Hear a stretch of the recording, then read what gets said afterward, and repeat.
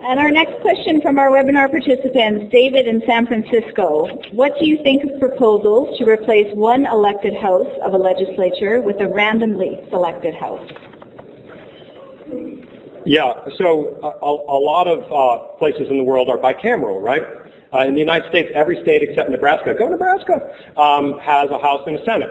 And sometimes you look at these two bodies and you think, okay, what was the point of that again? At the national level, the Senate and the House in the United States, they have lots of kind of interesting differences in functions or dysfunctions.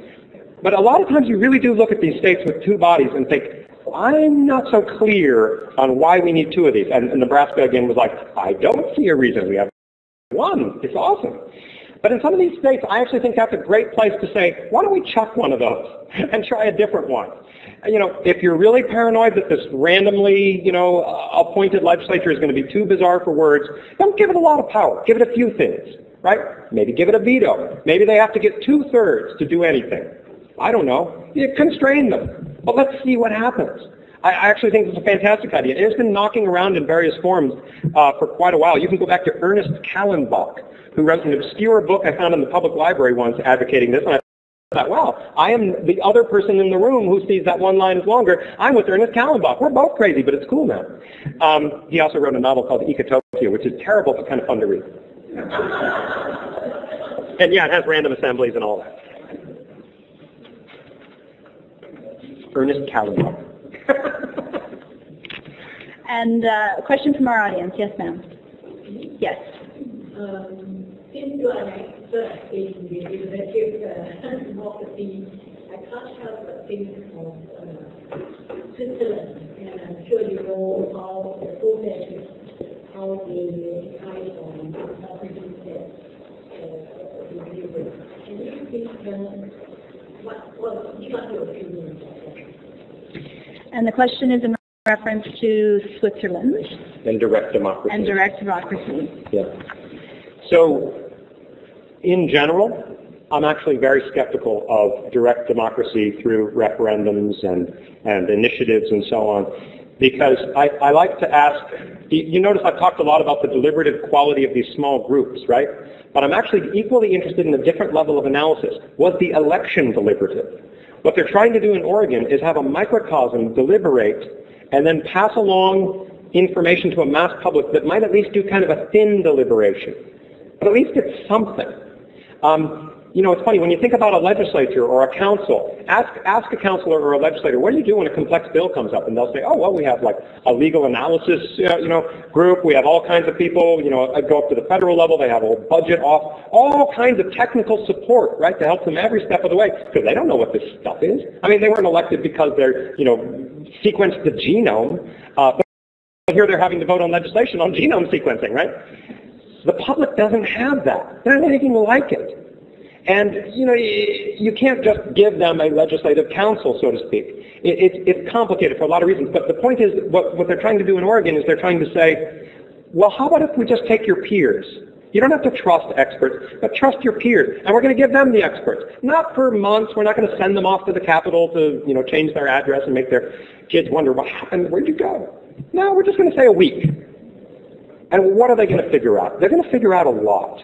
And in a lot of cases, they're going to see that something stinks on one side or the other of a measure. With Measure 73, for instance, the proponents of it were actually quite compelling on the first day of argument. I found myself thinking, oh, wow, maybe this is actually kind of a good idea. I wonder what the con side is going to say. And the con side had some good arguments. Both sides had victims on both sides. I heard victims on the pro side, and I thought, ooh, those victims have some credibility. And then the other side, we have victims that say this is a bad idea. It's like, ooh, that kind of took care of that. And as the process went on, the pro side kept having trouble supporting their arguments. And they got desperate. Their Hail Mary pass to the back of the 25-yard end zone. Hey, whatever works. Go BC Lions. They said, we're just going to show a video of car crashes. And that's going to break your heart, and you're going to vote for this legislation. And, if you do an ad, an effective ad, right, a 30-second ad that's got this emotional appeal, just the right music and everything, it can be killer, right? Ask Newt Gingrich. But at the Citizens Initiative Review, when they put up their video, you saw people trying to be respectful, right? Trying to say, okay, this is how you're using your time. Okay. About 30 seconds in, people started to look at each other. It's the Solomon Ashley meeting. Am I the only one who thinks this was insane? What are they doing? We clearly needed more evidence. This is rock music, and now it's country music. What is it? 9 Inch Nails? Did you look at the average age of us? A few people left the room, not out of disrespect, but because they were so upset with what was happening. And now with the car crashes, they were being disrespected. It was just a blatant emotional appeal, and it just wasn't going to fly. And then when it was over, they didn't shout or scream or say, "How dare you?" They just said, "Thank you for coming. Goodbye." And now let's hear from the con side. My point being, in Switzerland, that doesn't happen. And so I'm very skeptical. I mean, proud tradition of direct democracy, but people are still just filling out ballots. How long do they spend studying these issues? In a lot of places, there is no official voter's guide anyway, so you don't even have a summary of the legislature. You just have a title. And they focus group these titles like crazy. If you get a good title for your initiative, go ahead and collect the signatures, spend hundreds of thousands of dollars. You're in. It's going to take millions of dollars to beat that title.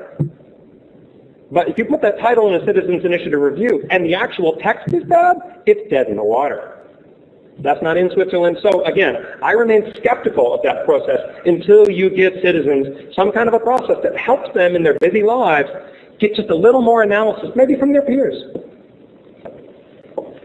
Okay, and in the interest of time, we'll just take our last question here from our online participant, Daria.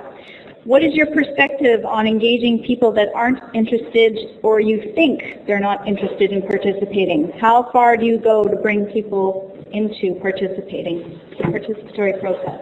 Sure. So kind of depends on the process you have. One approach that is used sometimes, this was talked about in some of our meetings, talking about processes that might be used here in Edmonton, is they call it a third, a third, and a third. A third of those people are randomly selected. A third of them volunteer. They're obviously interested. And a third of them are kind of recruited, all right, through existing kind of civil society organizations. And that answers the question from each of those in different ways. With the random sample, people are paid to do these things, and paid good money, not jury money like $10 a day. In New Mexico, we had a process we thought was very important. We paid people $250 for 1 day of work. 80% participation rate. Cold calling people, right? 80% of the people we reached on the phone showed up. $250. I forget what we did. We like doubled the median wage or something. Thought that would work. So there's one way of getting to, and some of those people, not necessarily interested in whatever it was we were doing, but they're there and they're happy and they'll get their check at the end, and they are champions in that process, I guarantee you. And it's partly, I think it's a Western culture thing. You give people money, they're like, you respect me, don't you? Right? And they take it very seriously. The media says, people got paid to participate. Isn't that goony? They'll get over that after a couple of these. Second one is the volunteers, right? So a third and a third and a third. You can get people who are very interested. You want to make sure that overall you're pretty representative so your volunteers don't skew things. But sure, have some people who are super excited and motivated and let them come in. You might have to choose them by lot among the people who want to. That third group, though, that mobilization, that's where you can get some people who wouldn't normally be interested or wouldn't even necessarily know it's happening. But you use existing social capital. So let's say, for instance, there's a community, a new immigrant community, that you're actually very concerned about. It's a public transportation issue. They're kind of in a remote area. You work with leaders in their community, and you don't bring the leaders. You have the leaders recruit people who would never come to something like this. Why do they come? Because the person they trust and respect asks them to. And then again, the process hopefully takes care of itself. They get drawn in, they have a great time, and they say, wow, I might come back to this on my own. And in fact, that's one of the findings we have from our research is that when people do these processes, with the jury system in the U.S., that is not voluntary, people. Half the people showing up in the studies we were doing did not want to be there. But regardless of that, we were finding all kinds of behavioral and attitudinal changes as a result of deliberating on a jury. You became more likely to be engaged in public life. So even if you come there against your will or because you're doing a favor for a buddy, the process can still inspire you. Because it reminds you that democracy is self-government. And it's one thing to fill out a ballot. That's good. I'm not knocking the ballot. I'm knocking it a little. But it's another thing to sit in the chair and realize, oh my gosh, this is in my hands. oh yeah, that's what that means. And that can be a little bit transformative for some of us. And over time, that can add up to really quite a social transformation. Thank you again for your time. Happy to answer any more questions, but thanks for coming and thanks for being online. Rock and roll.